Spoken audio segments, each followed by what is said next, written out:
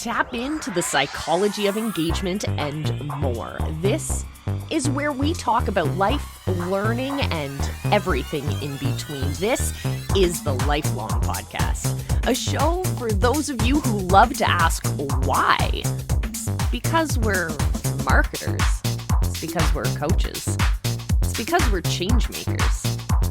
Each week, we dive into the big questions and explore the psychology of engagement with strategies, tactics, and special guests along the way.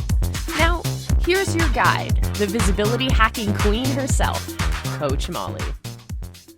Hey, visibility hackers, and welcome to this episode of the Lifelong Podcast. I'm your host, Coach Molly from visibilityhacking.com, and it's an absolute pleasure to have you guys here with me today. This season, we're talking about the psychology of engagement. And for any course builders, online coaches, digital marketers, anyone who's trying to get tangible results for their people, this episode is for you guys. Today, we're talking about something that really resonates with a lot of the digital marketing strategy that's out there right now. When it comes to visibility, visibility is not just being able to see, it's the art of being seen. And this is not only a great way, today we're talking about micro learning. It's not just a great way to deliver content to your people. It's also a fantastic strategy when it comes to building your visibility and your brand visibility. So let's talk about why we would want to bring on micro learning as part of our programs right now. So here we go. So the first benefit is that it is way faster to deliver micro content, bite-sized content for your people than it is to create an entire gigantic course.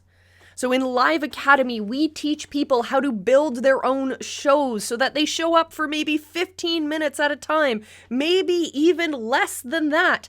And they create these bite-sized pieces of content for their students to really grab onto.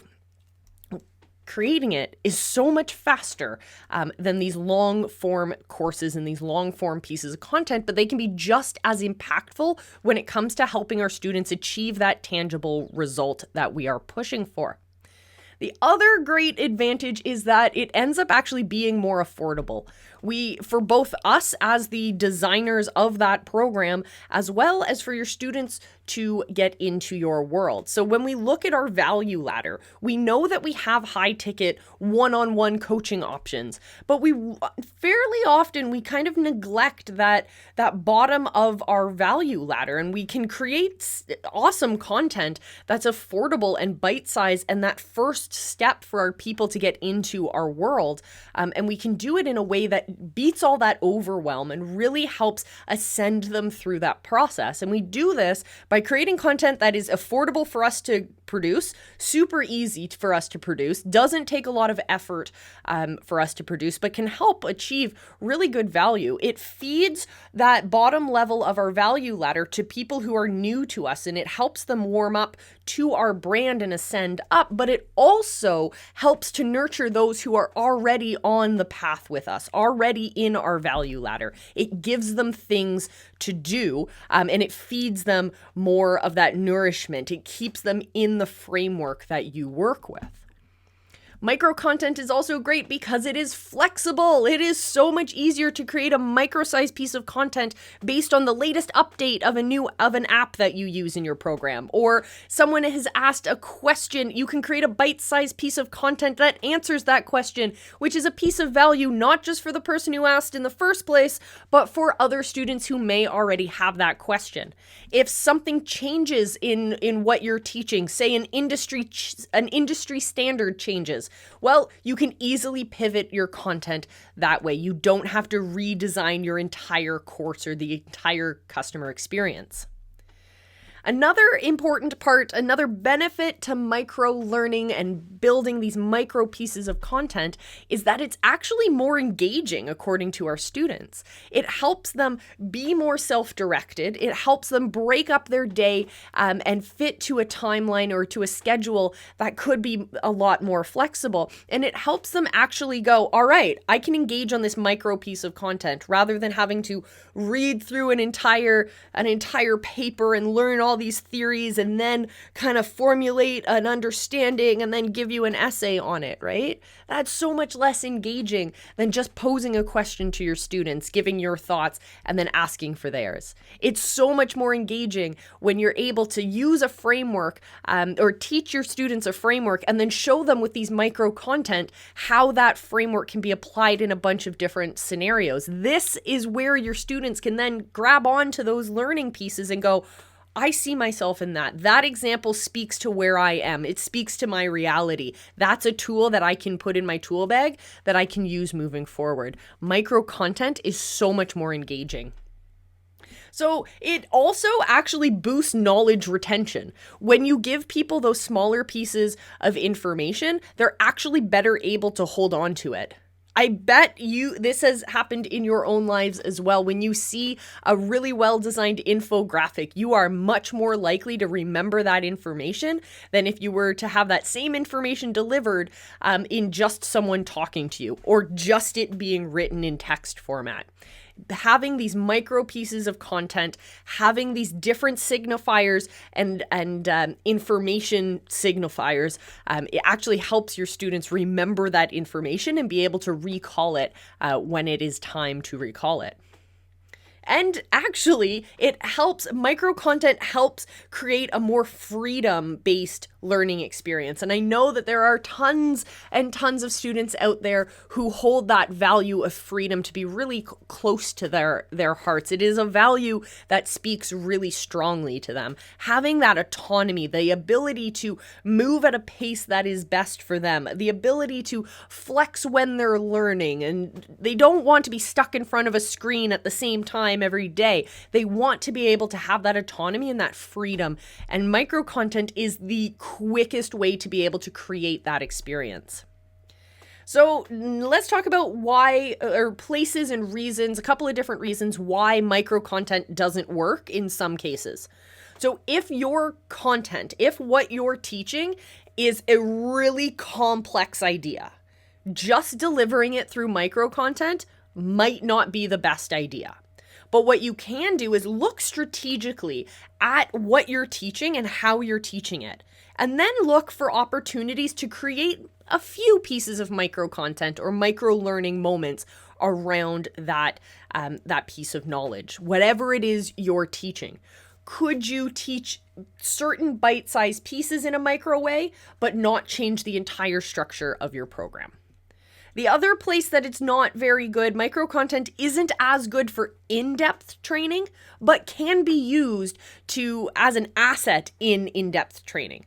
Again, same as what I just said, looking for those opportunities where you can go, all right, we can go really deep with a couple of these. Maybe there's a couple of statistics that are really important that really do help understand the more in-depth understanding of what you're teaching. But those can be delivered in micro content pieces. So looking for those different opportunities as well. So we need a few different things in order to actually create a micro learning environment. And these, let's go through them. So the first thing is time. You need to actually have, understand how long it's going to take for someone to digest that piece of content. The shorter, the better. So a visual of just having a graphic, that's why I have a little graphic here for you guys to understand what this process is. That will help shorten the amount of time it takes to explain a concept. So trying to explain it in the shortest amount of time you can. You also want to understand the content itself. So what's the format you're going to put it in? Are you putting it in a blog? Are you putting it in an infographic, et cetera, et cetera. You also want to look at the curriculum. What is it you're actually teaching? What is the skill? What is the objective of this particular lesson?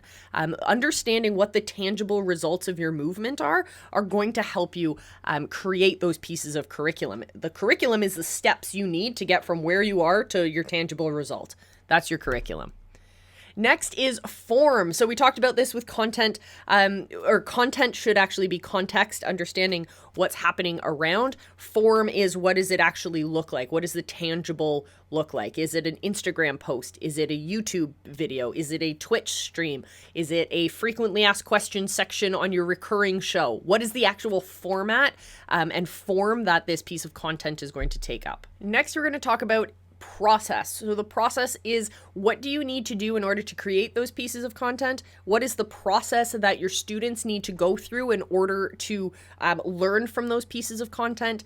Is there a sequence that you need to keep in mind when delivering that content, etc., etc. The next thing we need to think about is the method in which we're presenting that information. Is this information going to be part of our course? Are we sequencing that experience for our students, or are we just putting this out as community knowledge on our Instagram page, just putting out content?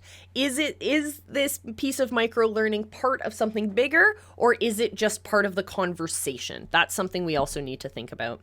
And finally, are we meeting the needs of all of the different learning types for our people? So if you're stuck on what kind of micro content to create, I want you to think about the different types of ways that people learn. Some people learn best through visual. So we like graphics and we like graphs and charts and things like that. That helps us retain that information faster. Some people are better with text and they would prefer to read through the problem. Maybe you put in the whole process in a written format with steps 1 through 10, for example. Some people are best when they actually get to work through the problem itself. So having reflective questions is really great for learners of that style. Other people are best when they hear audio or they are able to engage with people. So maybe creating audio content or lessons that they can listen to, as well as experiences where they can actually get feedback, ask questions, and engage with the content on that stream as well. And that's why live streaming is so important. It's such an important facet of our overall delivery of our information. We're creating Instagram content. We know we should be doing that. We're creating lessons that are important with our tangible result in mind and all of the action steps in between. We know we should be doing that, but the thing we forget to do so often is to look at our students as a whole person. Look at all of the different ways that we can create bonuses or helpful tools that are going to help them get that information into their brain faster, be able to use it so that we actually filter that information down into the deeper parts of their brain so they're not thinking when they're doing it anymore. They're able to act out of habit. That way they can focus their energy on doing that next big moment of growth, that next big thing in their business or in their personal lives. When we're able to tap in to all of those different skills, then we're able to create incredible results for our people. And here, there is no excuse. You should all be creating micro learning content. It works when it comes to just getting your visibility out there. It works when it comes to building that authority and establishing you as an expert in your field, because you're able to actually teach people stuff in a short amount of time. You understand the context that your students are walking into this experience with. You understand what the tangible result is you want to get them, and you can break it down into step by step. You're not just guessing at it. When you're an expert, you actually know the steps to achieve that end result. And if you can do it using micro content, you are an expert. So work on that, my friends. It helps with your visibility strategy, it helps with your learning strategy, and it helps get results for your people. And that is super important, my friends. Guys, thank you so much for listening to this episode.